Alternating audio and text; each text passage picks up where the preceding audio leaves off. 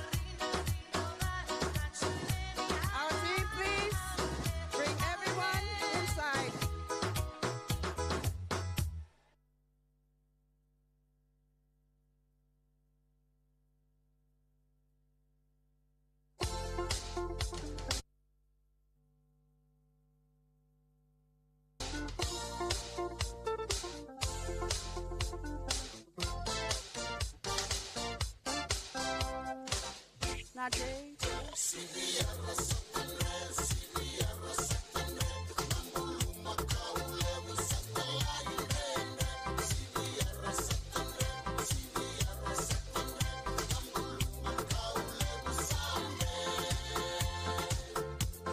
Okay, I hear from the floor they still want more. Oops. They still want more icebreakers. We've been dancing this whole time.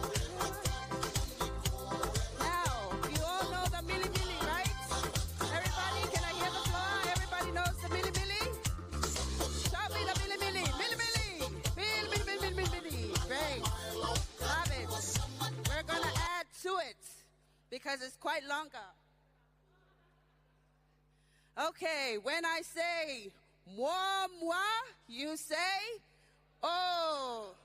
When I say moi, okay, we're just gonna add that one because I've been dancing this whole time. Okay, moi again. Not enough. Moi. Okay, let's do one more.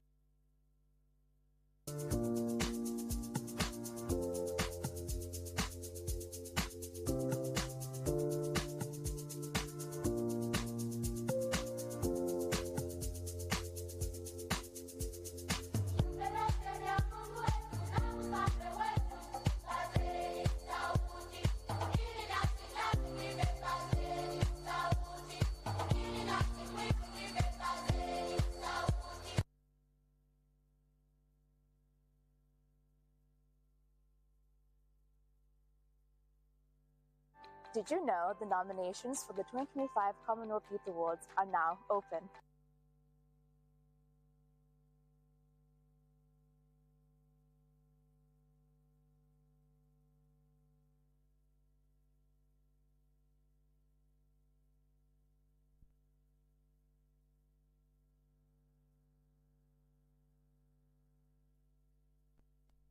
Did you know the nominations for the 2025 Commonwealth Youth Awards are now open? These awards recognize the invaluable contributions of young people aged 15 to 29 towards achieving the Sustainable Development Goals. This year, we've partnered with the Commonwealth Foundation and the Kalili Foundation to provide additional grants, including 5 Peace Awards as a part of the Commonwealth Faith Festival. Applications close on the 31st of October, and more information can be found on our Commonwealth Youth Awards website. Apply now. All right, ladies and gentlemen, welcome back from lunch. Did you have a good lunch? Yes. You don't sound like you've been fed. Did you have a good lunch? Yes. Oh, amazing. We're so happy to have you back. As the video would have just displayed, the awards extension for the Commonwealth Youth Awards has been granted. And so we've extended the deadline to the 31st of this month. So if you know someone who is worthy of these awards, worthy of the funding that is accompanying the awards, please encourage them to apply. Now that we are well fed and we have been energized, we are now ready to continue with the rest of our afternoon sessions. And before we do that, I want to invite someone of outstanding importance, someone who is a champion of young people, who has been with us from the very start. I first met her some months ago in London, and she completely blew me away with her passion for young people, with her fervor for empowering the next generation. And we're so honored to have her here. She is the Community and Social Development Minister, as well as the Minister for Women. Please help me to welcome the Minister, or host. Put your hands together, please. Encouragement, yes. Please help me welcome the Minister, the Honourable Motopawa Alawayam, the MP, and she's the Minister for Women, Community and Social Development. Minister, please.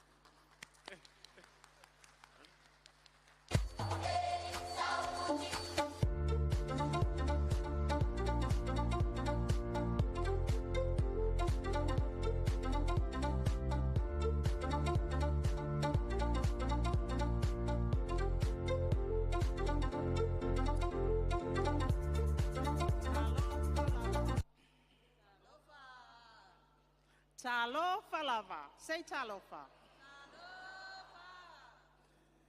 I can feel the energy here in the room. And this is youth. Well, talofa lava and warm greetings to you all. It is my great privilege to welcome you to the Commonwealth Youth Forum 2024, where we gather under the theme, Navigating Our Course, Building Resilience for a Common Future. This forum is a clear demonstration of the critical role that young people play in shaping both the present and the future of our nations. Samoa has long been committed to the empowerment of its youth, and I am proud to announce that this commitment was recently strengthened through the Cabinet-endorsed Samoa Youth Advisory Board. Can you give a clap? Which will play a vital role in informing the government's policies on youth development.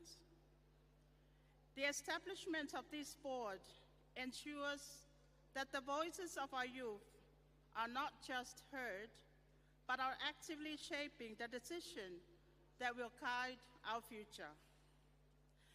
Many of the members of the board are here with us today, alongside representatives from faith-based, sporting, and community organizations, all working toward the same goal, to build a brighter future for our youth. Why youth now? Because the challenges we face today, from climate change to economic instability, demand fresh perspectives, bold ideas, and innovative solutions. And there is no better group equipped to lead us through these challenges than our young people. You are not just the leaders of tomorrow, you are the leaders of today. Your creativity, energy, and determination are the driving forces that will help us navigate the complexities of the world we live in. This forum is more than just a space for discussions. It is a space for action. As youth leaders, you are stepping into roles that require you to make real changes, not only in your communities, but across the Commonwealth. Your leadership in areas like climate action, digital innovation, and economic empowerment is crucial to building resilience and securing a future that is inclusive and sustainable for all. We understand that to create effective and lasting change, the perspectives of young people must be integrated into every decision we make. Your voices will shape our national agenda on youth development, education, and economic growth. But leadership requires more than just bold ideas. It requires support and collaboration. As the Samoan proverb says, "Ele sili le ta'i, nailo le tapuai." Victory is not greater than the support behind it. We as governments, communities, and global citizens must stand together with our youth, providing the resources, platforms, and partnerships necessary to transform your ideas into impactful decisions. Over the next few days, your discussion will tackle real-world issues like climate change, digital innovation, and economic empowerment, with the potential to shape not only your communities, but the future of the entire Commonwealth. Samoa is honored to join the Commonwealth Ministerial Task Force. I encourage each of you to lead with purpose, collaborate with one another, and push the boundaries of what is possible. this is your moment. On behalf of Samoa, I welcome you to this critical forum and to this moment of youth leadership. Together, we are navigating the future with confidence, strength, and unity. Fafitai Telelava, and may the work we do here inspire action that are bold and lasting change for a generation to come. Soifua Mayamanuia.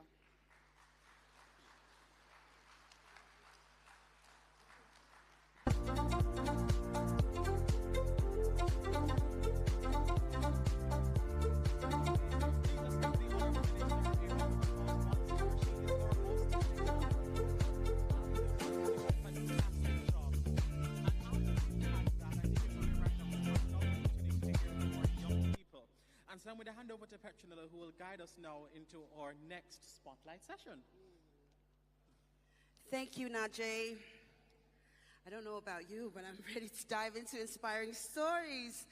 Given that all the discussions that we've been having this morning, it's very encouraging as we're moving. Now we are spotlighting and showcasing youth action in the Asia region. For Mr. Caleb. Caribbean. Oh, Caribbean. Okay. The room is on fire. Follow the leader. So to happen, we are now spotlighting the Caribbean region. Give a round of applause to the Caribbean region. For Mr. Caleb. Follow the leader. Follow the leader. Follow the leader.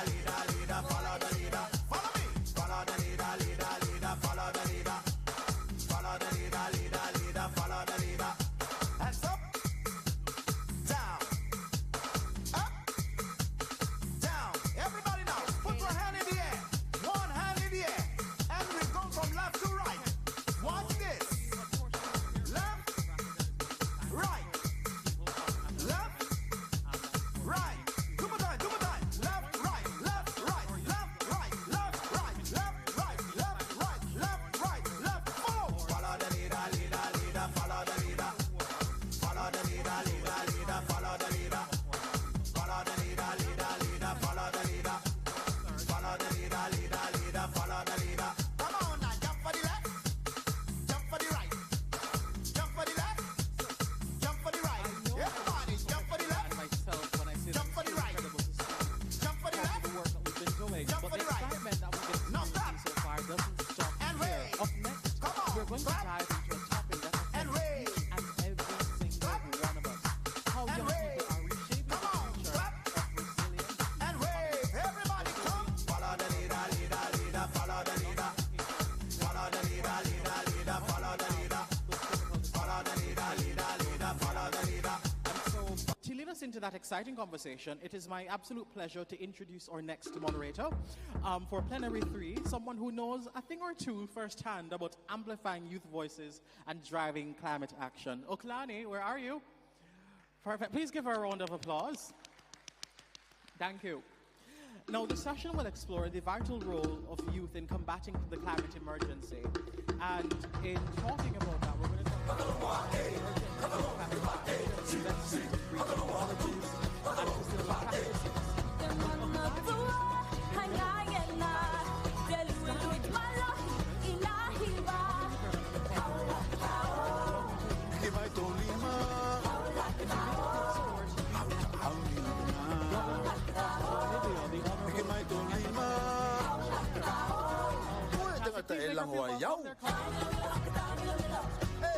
In my country, we have an expression that encourages sweetness flavor. So please, welcome. The next person that we're going to call upon is going to be an environmental Angelina.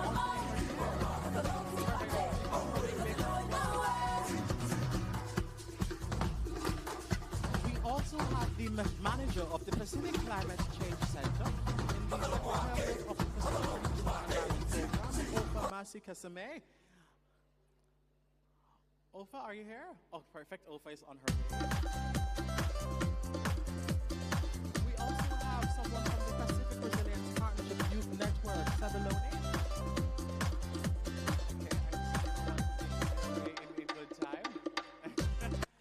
And lastly, but by no means least, we have the incoming Vice Chairperson for Policy and Advocacy of the Commonwealth Youth Council, Mr. Felix.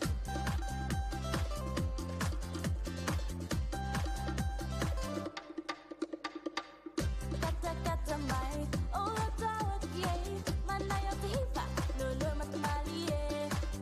Mata-mata mai, tulah tawak ye, hangal yang terhiba, Okalani lulu mata is one of the malie. driving forces behind accessible mental health and resources in Indigenous relationships here in Samoa. And so she's also a powerful advocate of climate justice and spoken word as well as poetry. So we're in for a truly special session. So without further ado, let's give a warm welcome to Okalani and hand over the session to her. Thank you, Najee. Just going to quickly do a quick mic check. Mic check, testing 1, 2. All right, good afternoon, everyone, and warm Pacific greetings. Unfortunately, not only am I tasked with starting my session at the hottest hour of the day, I am also unfortunately placed right after lunch. So I know a lot of you might be feeling a little drowsy or sleepy, and it is quite muggy. So I do ask that you bear with us because I think this specific plenary is one that we've been really looking forward to. I think climate change has been a really large topic in the Commonwealth Youth Forum, and so for this specific plenary, I'm really looking forward to hearing from experts. But one thing I did want to mention before we do start our plenary, and I give the floor as well to our speakers to introduce themselves and talk a little bit about the amazing work they do. I was reflecting on our gathering here today. And so for everyone's context, the Commonwealth Heads of Government meetings, there are currently 3 being run in parallel. So there's the People's Forum, there's the Women's Forum, and there's the Youth Forum. Of those 3 forums, the youth is the only one that is not fully air conditioned. So while we are sitting in the muggy heat, I was actually thinking about it and how poetic is how I would describe it to be, because it's very funny that the Youth Forum is the only forum with no air conditioning, where the youth are currently dreaming of solutions to limit global warming, to limit temperatures, and also to dream of a future where we are leading.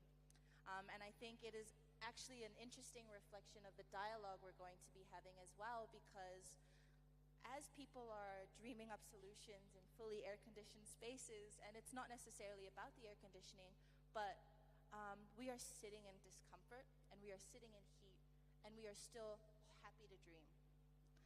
And I think it is a beautiful reflection of us gathering here today, of the youth gathering, and of the desire to change, and of the desire to not see a future where our temperatures continue to rise and continue to get hotter and hotter, but limited. But also, if that is, we are still dialoguing, we are still creating solutions, and we are still dreaming up a world where we will be leaders. Bear with me, I also haven't had my afternoon coffee. But yeah, I think I just wanted to encourage you as you sit in the heat, although it is distracting, to really let it sink in and feel the stickiness, because that discomfort is also a reflection of the conversations we have to have in order to really create solutions. And when we sit in this discomfort, do we want it to change? And how do we create those changes? Do we talk to our government heads of leaders? Do we become the better leaders? Or do we make sure that that change happens from within us? So yes, it is my honor to now hand over the mic, and thank you once again, Najee and Nilla, for introducing my incredible panel of speakers. But just in the interest of time, I'm going to invite our first speaker here, the Honorable Deputy Minister of the Ministry of Sport, Youth and National Services for the Government of Namibia, to introduce herself and also talk about the work. I think youth and climate are so intersectional, and I think there are different ways in which we can advocate for that space, whether it's in policy, whether it's in gathering, or whether it's in creative arts. But I've always been interested to hear more about how other people are really mobilizing youth. So I'd like to hand over the mic to you. Thank you. Thank you very much, moderator. I now understand why we are sitting here without aircons. I didn't understand why in the beginning. It's an honor for me to be here today, and more specifically to discuss issues that affect us in terms of climate change And as we gather to discuss the critical role that the young people are involved in to address this climate crisis that we are faced with, it's imperative for us to share best practice. And as Namibia, we are equally committed to ensure that the role of young people come out prominently in fighting this crisis. Before I start sharing what we are doing as Namibia, I just want to share with the audience that at the recently concluded United Nations General Assembly 79, I'm sure you've followed that there was a pact that was adopted at the margins of the Summit of the Future. Now, Namibia and Germany co-chaired the facilitation of this pact. And so when you look at what the heads of governments have pledged in that pact, action number 9 speaks to that we will strengthen our actions to address climate change. So for us as Namibia, we are committed to driving implementation of this pact. Now, in Namibia, we have several youth-led initiatives that speaks to advocating for climate change crisis that we are faced with, because we know that this is one of our greatest challenges of our time. We do have young people who are advocating for climate change initiatives, such as Youth for Can. It's an organization that's led by youth. And Nayore, we have also one organization, Women in Agriculture, who are at the forefront, implementing practical solutions in renewable energy and sustainable agriculture. And recently we hosted the National Youth Climate Change Summit. I'm highlighting this just to show that we are really working towards addressing the climate change issues, and in terms of the efforts that young people are putting in to ensure that these are not just talks, but they are at the forefront. So those are some of the initiatives that our young people are engaged in.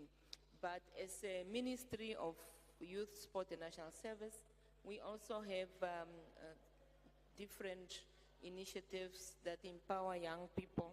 And one of them that I want to mention is the social empowerment, where you want to position young people to be catalysts of change in their society. And if you're talking about change, obviously climate change is one of those crises that we are dealing with. In short, I think I'll stop there, and I would rather want to engage more than talking, because I do value the voices of young people. And moderator, I'll just end here and take it on further. No, thank you so much, Honorable Minister. I think I really liked what you were talking about in terms of social empowerment. I think when we think about leadership, it's always sometimes so broad, so high and so great, but they don't really think about grassroots. And I think the greatest leaders and the leaders who lead well are often the ones that serve in the small things.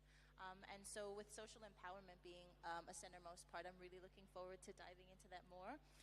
But also our next speaker is Angelique, who is an environmental lawyer from Seychelles. And I think as a small island state as well, you have that desire for social impact, but also with youth and climate litigation being something that you're really passionate about, and you're talking about the future of environmental law. I also think that's so important, not only social empowerment, but empowering youth to be more in the decision-making spaces. And I'd love to hear more about that.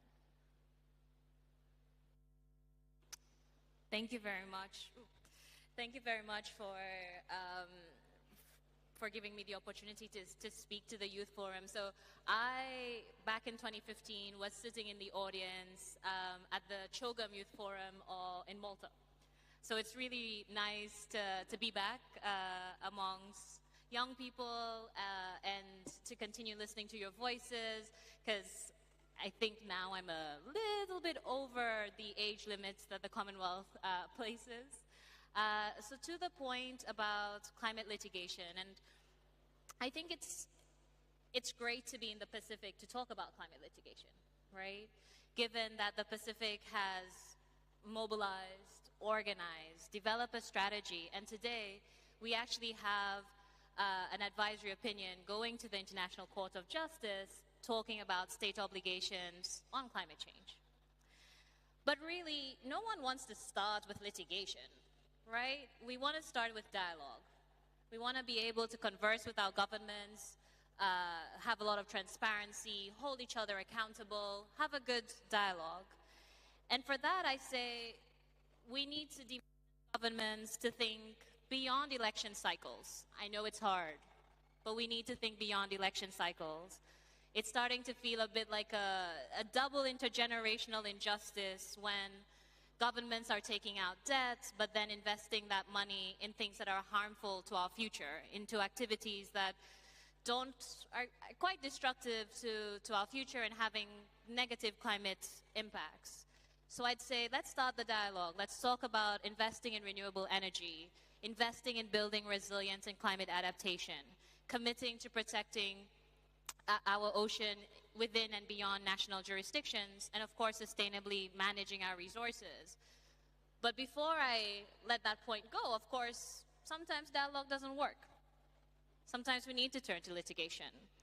And whilst I applaud all the efforts of the youth on the front lines in the local community, I also say that the beauty of the Commonwealth is having young people who are also from the UK, who are also from Australia, who are also from Canada, and I ask them to hold their governments accountable. Take their governments to court as well. And there's been some really great cases, and there's been some really great cases where they've done that. Let's build networks, let's be allies, and actually get this sorted, because the only way we're going to be able to do this is through a global youth movement. So with that, I say thank you. Thank you so much. Round of applause. Oh, I got so excited just listening to you because I so strongly resonate with the idea that litigation is so crucial. I think as small island states and Pacific nations, specifically Samoa, we're so passionate about bringing emotion and feeling back into the conversations because litigation is not easy. It is very dark, and it can be very difficult sometimes to stay hopeful. But I also really do agree to emphasize that although we as small island states want to push creative spaces, it is also important for us to push for bigger countries, bigger Commonwealth brothers and sisters to push for their government to change the litigation. So I love that so much. And on that note, I would like to invite my Pacific sister, Ofa Kaisami, manager at the Pacific Climate Change Center of SPREP. Ofa is one of the trailblazers, actually, who have helped shape climate conversations in the Pacific. And I really wanted to hear your insights and how you've been building climate resilience through youth engagement and youth initiatives as well through SPREP. Malo Pito, and thank you, Okalani. And let me first acknowledge our ministers that are in the room, our high-level delegates, but also our youth delegates that are here. Also my co-panelists that are here today. Great question. Actually, I walked through the door and I am looking for people like me, and I was so empowered. I was so inspired as soon as I walked into this room, because this platform is a powerful platform in the context of climate change. I usually start off with just sending a message. So the message is climate change has increased level of uncertainty about the future, about your future as youth, about the future of our children. And the impacts as conveyed by the IPCC report, it will intensify over time. That is one thing that is certain, that our youth and our children will inherit the earth from us. And that earth, we need to do something. In the context of climate change and the work of SPREP, as introduced by Ms. Moderator, my name is Ofa, and I work for the Secretariat of the Regional Environment Program, or SPREP. In particular, I manage the Pacific Climate Change Center. The work that we do at the Pacific Climate Change Center is actually on 4 key thematic areas, and one is on capacity building and development. This Tuesday, we were fortunate to host the youth delegates for Samoa for CHOGM. But beyond that, we've also hosted our Samoa Fafafin and Fatama. We also hosted the Brown Girl Walk, which is a NGO that looks after young people and young women. We also had the opportunity to be engaged and fund some of your youth delegates to COP. And that is the work of SPREP through the Pacific Climate Change Center. It's really utilizing the platform for advocacy. I think youth is a powerful platform in the context of advocating for addressing impacts of climate change. In terms of the work of SPREP and the Pacific Climate Change Center on empowerment and youth for long-term climate resilience, we have a capacity building program in place. And I always advocate and I always come across the Miss Pacific Islands, I think she's sitting somewhere here, who has been a true champion as well of youth, but also utilizing her platform as the Miss of Pacific to pressure, I guess, organizations like the Pacific Climate Change Center and SPREP to do something in the space. And so I always, I believe in awareness and utilizing your platform, because I think there is a lot of energy there. If you're looking for change, this is the Agent of Change platform, the youth, the students. And so we are very fortunate to host some of the youth initiatives, youth-led initiatives in climate change. We also, you spoke about education, and as part of building up to the submission of Vanuatu through our youth platform, we hosted the Young Pacific Leaders, where we were discussing on our contribution as an organization who's mandated in the space to lead on climate change. And those are the little initiatives, but I think it will go a long way, Okalani. Thank you. Thank you so much, Ofa. And for the context of those who are not familiar with the Pacific region, SPREP actually plays such a vital role in supporting our countries and our governments in conversations when it comes to litigation at that government level. So if you see a Pacific Islander at COP, they're most likely supported or know somebody in SPREP. And so with SPREP being in Samoa, it is such a huge privilege that we get to learn and draw from them as we go. And I do hope and encourage, if you are interested in working with the climate space in Pacific, to reach out to SPREP, because they have all the information you need about that. But I'm so glad you did bring up climate resilience and youth leadership really being at the center of climate resilience, because the next person I would like to welcome is Sevuloni, who also works in the same space. But Sevuloni is from the Pacific Resilience Partnership Youth Network in Fiji, and he's probably really familiar with a lot of the conversations we're having right now. But the work that he does is around youth leadership in climate resilience, as well as the importance of empowering young people to actively participate in the decision-making processes, advocacy, as well as sustainability efforts. So I would love to hear more about how he is really championing that within his network in Fiji. Thank you, moderator. Well, first of all, Mbula Vinaka. It's great to be in Samoa, and firstly I would like to acknowledge the presence of our honorable ministers and senior officials from the line ministries for youth and sports, national delegates, and also invited guests to the 2 days youth forum. As our moderator have mentioned, if I may respond to that question, I firmly believe that we have some great examples of youth leadership in the resilient space in the Pacific. I doubt some of you will not agree with that. And I can see some of our great youth leaders who are present in this room, who have been championing, leading, advocacy and support, and even when it comes to projects at the regional level and also at the country level, in terms of climate resilience. And I would like to allude to my colleague from SPREP. She had mentioned, why we are doing work in this space. Recently, the United Nations released a report, the UNSG, in August of this year that continue to prove and indicate the real impact of climate change. I think the report was titled Sea Level Rise, recently released, if you may or if you may have not seen that. And if I bring it closer to the region, we have some structures and processes in place that brings together governments, development partners, donors, academias, including youth, in building a resilient Pacific.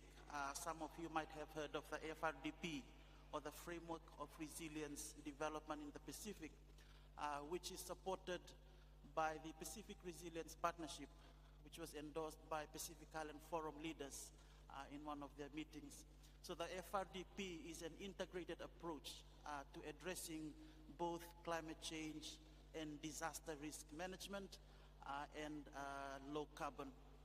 So in this space, youth play an active role.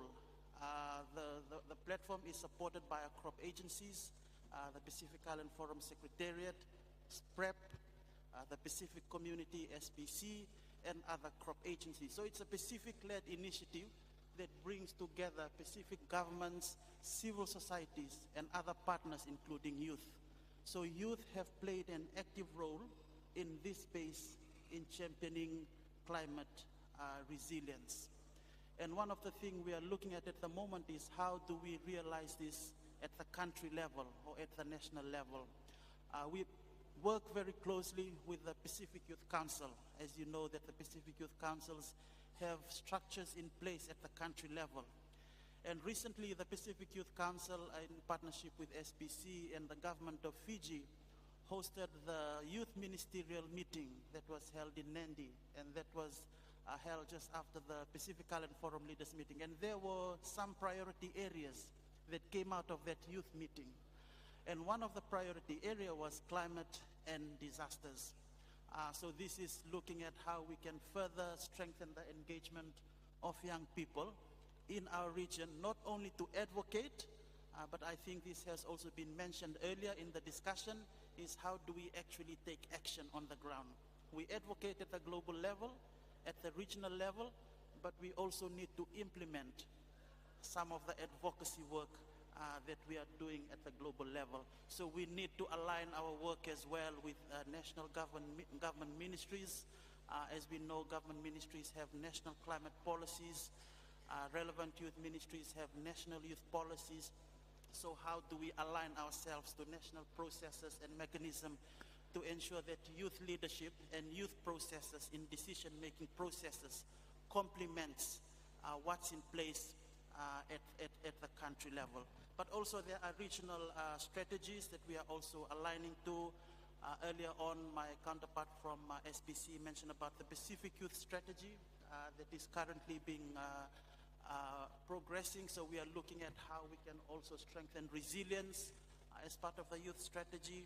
The Blue Pacific Strategy, which was also endorsed by our forum leaders, and of course with the support that PrEP and SPC are also providing in this space is very crucial. And in terms of, just on my last point, on how we can strengthen young people to be actively involved in decision-making processes, I think we really need to align and complement what's happening on the ground at the country level. I think I was at the youth ministerial just at the last day that was held in Fiji last month. It was really good to see that our young people were actively engaging with their senior officials, and they were closely supported by their youth ministers from the Pacific Island countries and territories. I believe that's the way to go. We need to work together, young people, government, civil societies, and of course with support from our crop agencies like PrEP, SPC, and the Forum Secretariat. And thank you, and I would leave it there for now. Naka. Thank you. No, thank you, Savuloni. I think it's just been really exciting to hear from the different organizations how youth engagement has really been pushed as an initiative, but I also think it's important to see how youth engagement, youth advocacy, and also initiatives are being pushed within the Commonwealth. So I am looking forward to introducing our last, but definitely not the least speaker, Falit, who is actually from the outgoing CYC, if I stand corrected. So he is currently the Vice Chairperson-elect, I stand corrected, in policy and advocacy at the Commonwealth Youth Council. So while we are hearing from so many leaders, it's also interesting, and I'm interested to hear, what does that look like from the Commonwealth Youth Council perspective? Thanks a lot. Am I audible? Yeah, perfect. So before we move ahead and answer the question, I'd request everyone to please have a huge round of applause once again for the entire organization. Because it takes a humongous amount of effort for the Samoan government, for all the youth volunteers for taking such good care for us, getting all of these things together, and even if without the air conditioning, getting the hall and everyone ready. And also to all the ministers who are here with us, bearing the heat as it is. Now as I answer the question, the first thing that I want to ask about from the youth space and the sustainability angle, we are approximately more than 60% of the 2.7 billion people in the Commonwealth. In the Commonwealth, again, most of the countries that we know are democracies. Now, while we are democracies and 60% of the people are below the age of 30 in democracies, that means our opinion or our ideas matter a lot in terms of how the polity is going. And even for countries which are not democracies and part of the Commonwealth, governments generally want to keep people happy or take into account people's opinion. In that respect, my question to everyone is, and I'd request you to please raise hands, is in the last elections that happened in your country, was climate change or climate action a key agenda on which people voted? Or a big segment of people, or for that matter, youth voted? Can we have the hands raised? I see only 2 or 3 hands. So while we as youth ourselves are not technically recognizing or voting on climate action as an agenda, and as one of the speakers spoke in the previous session as well, how do we expect the political systems to react to those realities, right? Whether it is the Commonwealth Youth Council or the National Youth Councils we come from, we're all working in a political system where the political realities or the governments are basically designed to respond to what the people demand and what the people vote for. So it would not be wrong, it would technically be wrong that we continuously blame the governments while we themselves are not keeping it on a priority. So that's point number 1. Second, we as Commonwealth are technically composed a major chunk of small island developing states are part of the Commonwealth. A lot of developing countries are part of the Commonwealth, and that is what majority of the Commonwealth is. Whereas, majority of the per capita emissions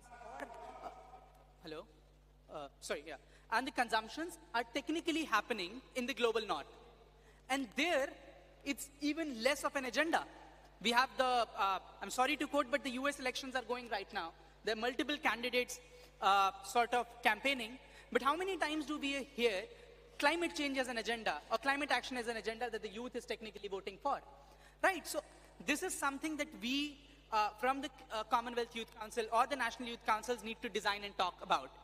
That takes us that the fight about sustainability and climate action is not merely a national fight. It's not about just a regional fight. It's something that we have to together fight at multiple levels. At the regional levels, at the municipalities or the local governments, at the state level, at the national level, and at the same time at the international level. The COP is coming up next month. And one of the key agendas being discussed about is climate financing. All of us sort of understand that the commitments that the Global North did have not been fulfilled.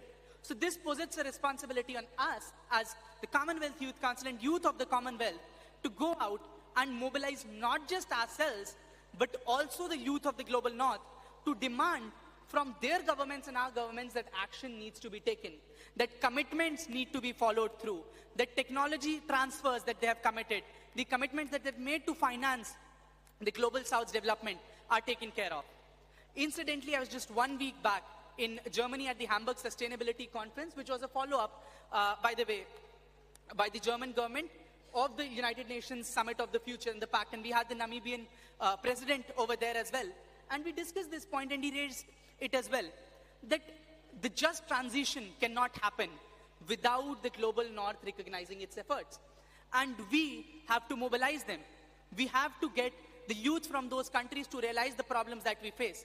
I still remember last year when we were in London at the Commonwealth Youth Leadership Summit, we had our friends from Nauru telling us that their entire country is technically sinking, and that's the reality of most of the countries in the Pacific and a lot of small island developing states, which a lot of countries and leaders in the global north are not realizing. It's pertinent upon us to go out there and cop something that you guys are facilitating, to make our voices heard, to make use of platforms like Commonwealth, and ensure that the global north and other countries recognize, and work in tandem with our government and decision makers. Our ideas should not be merely to disrupt, protest, or agitate, but to work in a productive manner. I mean, I can honestly say a lot of countries across the Commonwealth are facilitating their young leaders to come forward, and we need to recognize those allies. We have Madam Minister over here. I can tell about my friend Nicholas sitting over there, meeting him over multiple meetings, that these are the friends in different governments that we need to tap onto and ensure that the global south gets a due voice. And something that we're also advocating in the Summit of the Future of reworking the architecture of the UN. I was talking to one of our friends, a minister, some time back, about getting more representation for the African continent, for the Pacific, for the Caribbean, for the Asian continent in these architectures. And we are trying to solve these problems, look at that macro perspective. And this would be my request to everyone in the National Youth Council, in the Commonwealth Youth Council, that we work together with our governments, we ensure that our advocacy is in the right direction, and we are able to make a lot of impact. Thank you. Great. You know, I think, Philip, you brought up a really good point, which was just emphasizing that of the Commonwealth, 1.2 billion are youth. That is 60% of the Commonwealth. And I can comfortably say, of the percentage of youth within my own country, not even half are tapping into the potential that we have and the power we have to actually make change. I actually have a really good question I would like to ask the panel, but I also know that we have been talking for quite a while, and I do want to open up the floor to any questions that you might have for our amazing panel of guests. Just to dialogue or have conversations, please raise your hand all the way up. I am blind. Okay, I'll hand it. Does anyone have a mic for Alessandra? Okay, perfect. Test. Talofa. My name is Alessandra, and I'm from Samoa. Thank you to the panelists for the wonderful share today.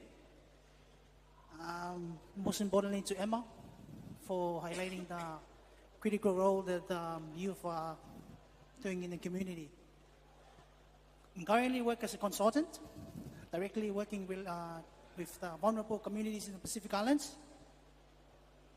And my question is really directly to the Commonwealth Youth Forum.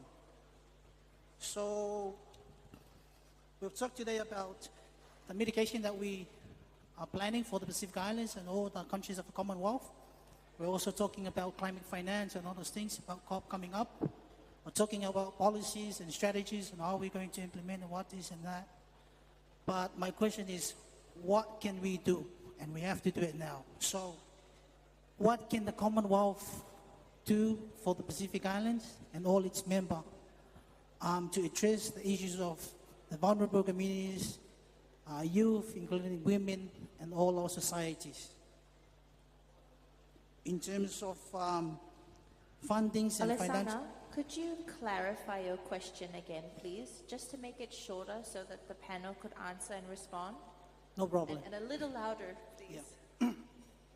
What can Commonwealth do for the Pacific Islands and all its member countries in terms of financial support to promote and encourage the youth-led activities and all the approaches in the Pacific Islands and all the member countries?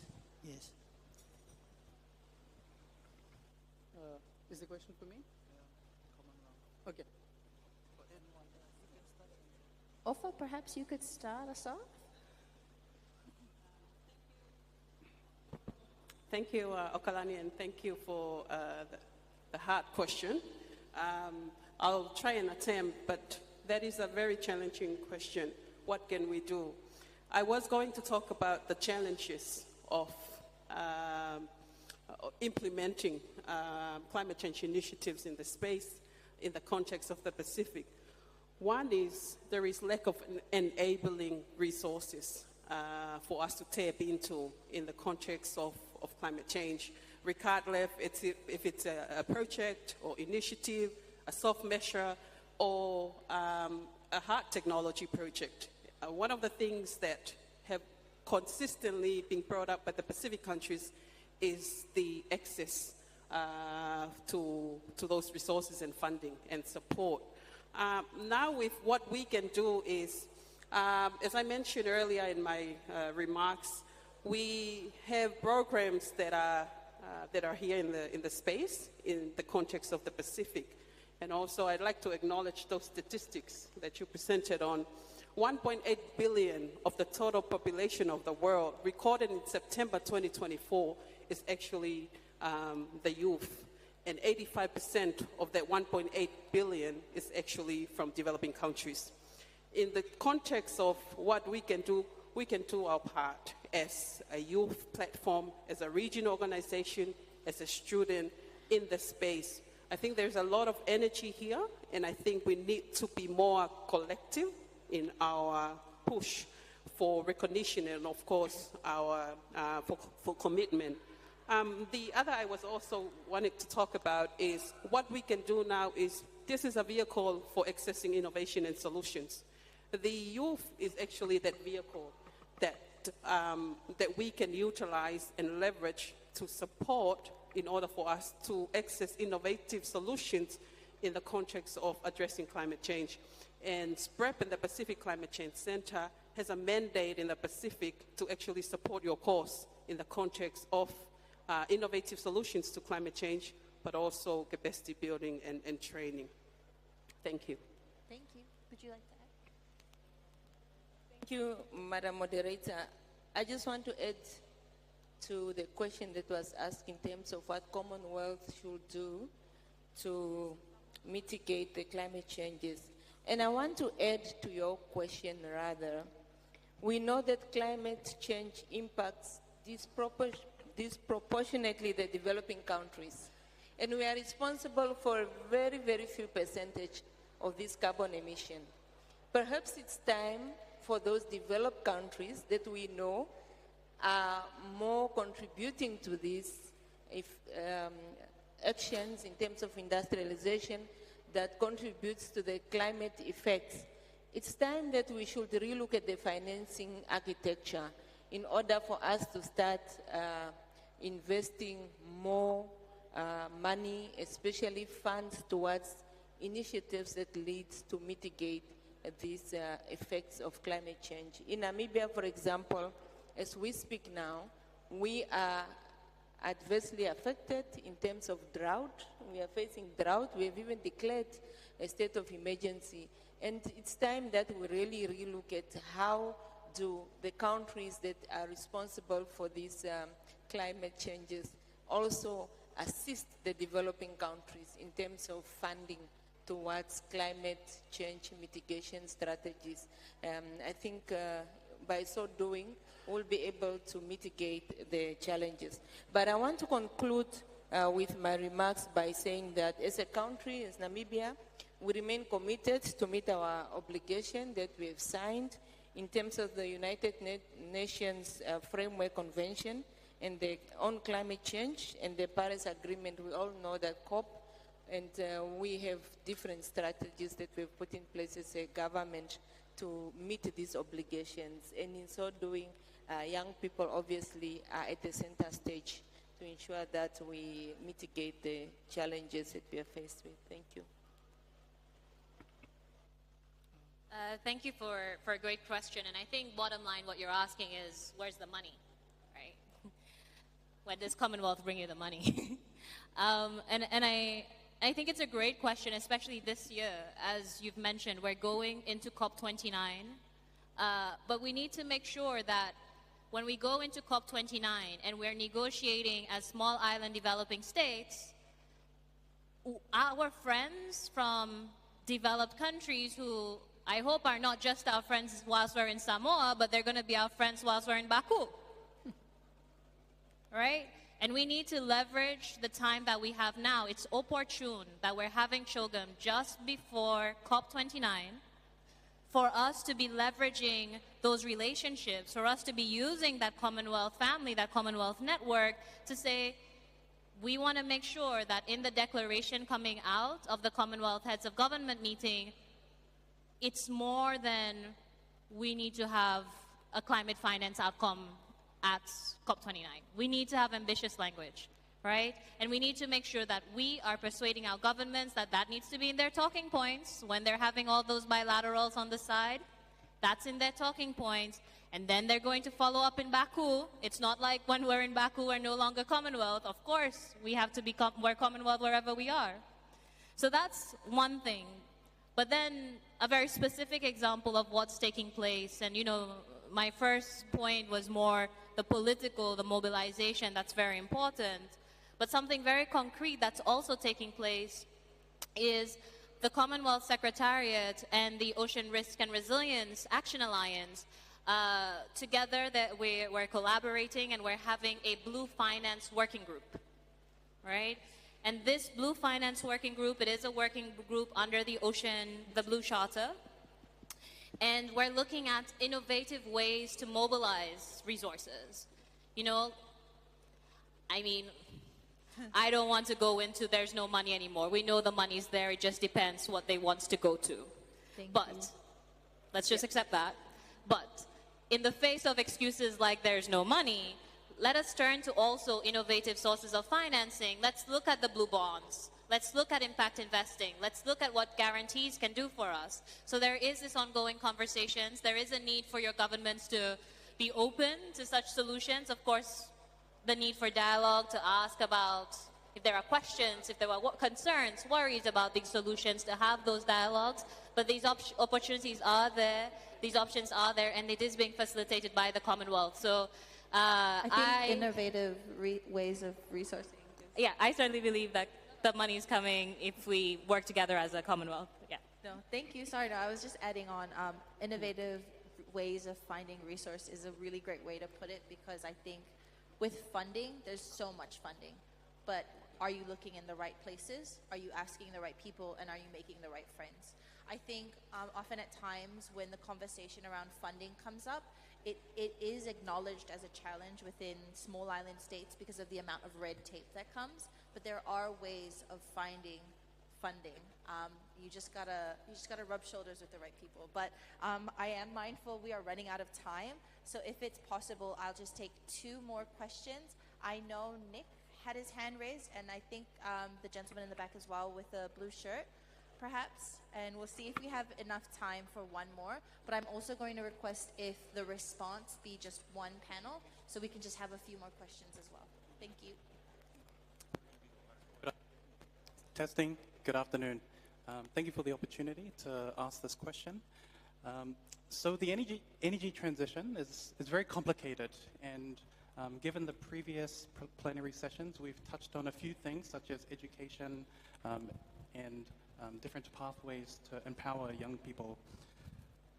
But with the energy transition, the Pacific SIDS will be looking like last in this race to become 100% renewable or net zero. There is also an opportunity for the energy transition to transform our small economies. And given the diverse experiences of the panel, what advice would you give to young people to support the energy transition, its development, its transformation of the economies, aside from the political pathway? Philippe?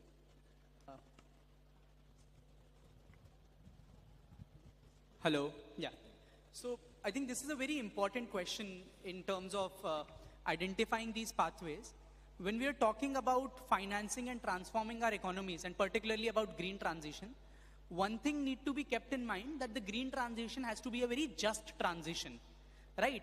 And that justice element need to be both intra-country and inter-country. Intra-country means within the communities and countries when we are talking about transition, that marginalized communities should not be left behind. Women, young people, the different religious and racial groups, they should be taken together. And at the same time, at inter-country level, the mobilization of the resources from the global north to the global south has to happen. Now, financing technically is in two pathways. One, obviously, is the political pathway where we are expecting the global north to transfer funds and technology to the global south. And the other angle is the private financing. And when you're trying to deal with the question, we have to address the elephant in the room, which is the financial architecture we are dealing with. Right now, majority of the world's wealth is in US dollars that is invested in local currencies. Now, anybody from the private sector, when he is investing or he or she is investing money, they're looking for return on investment that is generally, again, in US dollars. Anywhere around the globe, if we are seeing a crisis, whether it's Russia, Ukraine, Israel, Palestine, anywhere it's happening, the world's wealth again moves towards the US dollar, the exchange rate moves away, and whatever returns that you are supposed to make by the investment in the global south sort of dissipates. Unless and until we address these challenges, we are able to mobilize financing in the local currencies and able to fix this financial architecture, it would be very, very difficult to use these outside political pathways and mobilize the private financing. And without private financing, we cannot basically address the problem as a whole. That's one take.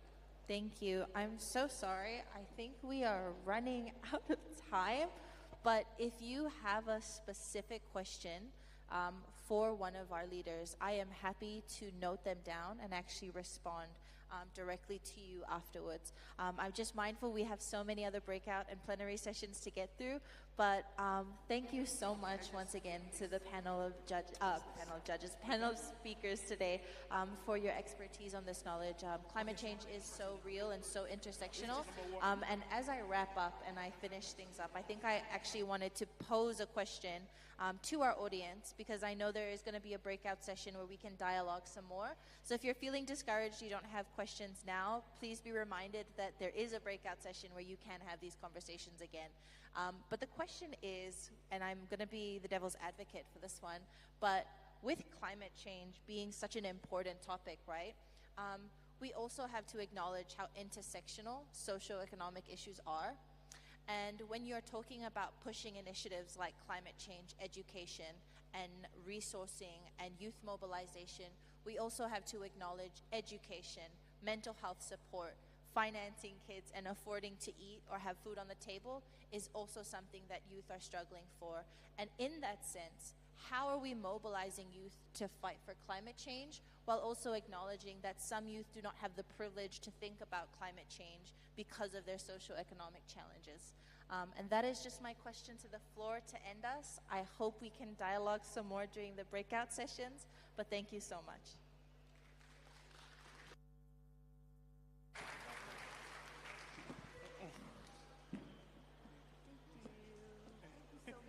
Well done. Thank you. Fantastic job as always. Thank you. Another round of applause for our esteemed guests and our great panel. Absolutely, and thank you to Okalani for leading us through such a thought-provoking session. It's really always so amazing to hear how our young people are innovating in these realms and how they're contributing to having us having far more resilient environments. Yeah. Now we've come to our first breakout room sessions of the forum. Our second plenary, democratic institutions. Each breakout rooms is co-facilitated by an important stakeholder, civil society member, or a partner of the Commonwealth, alongside with the support of our task force. We've just listened to engaging discussions about keeping our democratic institutions inclusive and thereby resilient. Now we welcome you all, if you have not decided yet, to each choose a breakout room on the program. Each breakout room hosts up to 50 plus facilitators, so choose wisely and choose promptly. Yeah. So, what sessions are you probably wondering are happening in this breakout session? The idea behind the breakout session is to give you an opportunity to not just sit and listen to us, but to engage actively what has been shared. And so in this breakout session, we have 4 rooms. Room 1 is here on my right, which is your left, right here behind the exhibition. Room 1 will be the Pacific Youth Development Framework, supporting the Pacific youth to realize their full Pacific potential. This will be a deep dive into the design of the next 10-year strategy for youth development in the Pacific and its regional governance mechanism. So that's happening in room 1. In room 2, the conversation will be building the social media presence of youth groups in Samoa and the Pacific. We're going to launch an international social media campaign to highlight youth perspectives. This is going to be done by Brown Girl Woke. And in their 90-minute workshop, Brown Girl Woke will train representatives from youth organizations on the essential aspects of building social media, key terms when posting, how to monitor the progress of social media strategies, and how to produce a 90-second video using a mobile phone on an initiative they are implementing. So that is in room number 2, which is on my left, which is your right. I got that right, yes?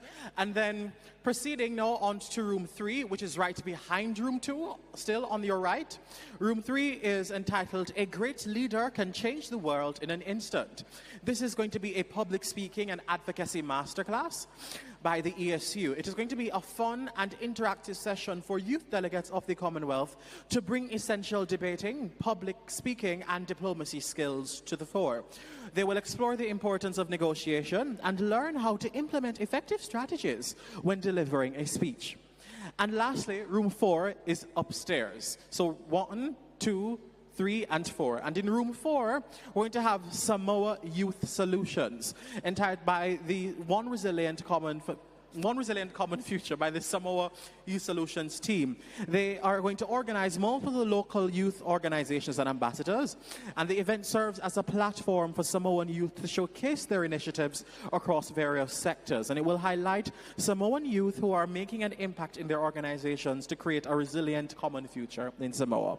So you have 4 areas to choose from. Once more, room 1, the Pacific Youth Development Framework. Room 2 is the Samoa and the Pacific by Brown Girl Woke.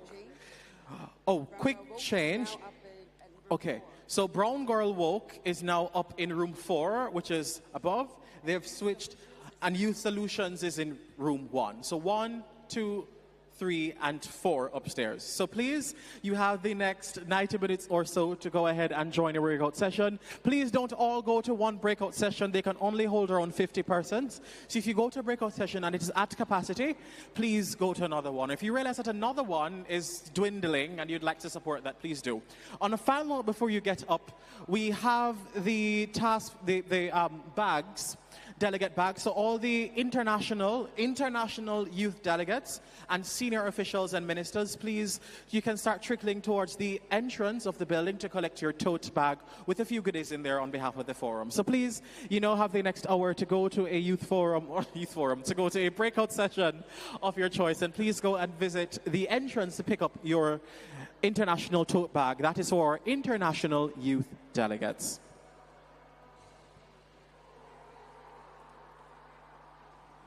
And if you have any questions, please just go to any member of the task force and they will be happy. Any member of the task force will be happy to answer your questions. Okay, this is the part where you get up and move, guys. Part time to get up and go to a session of interest.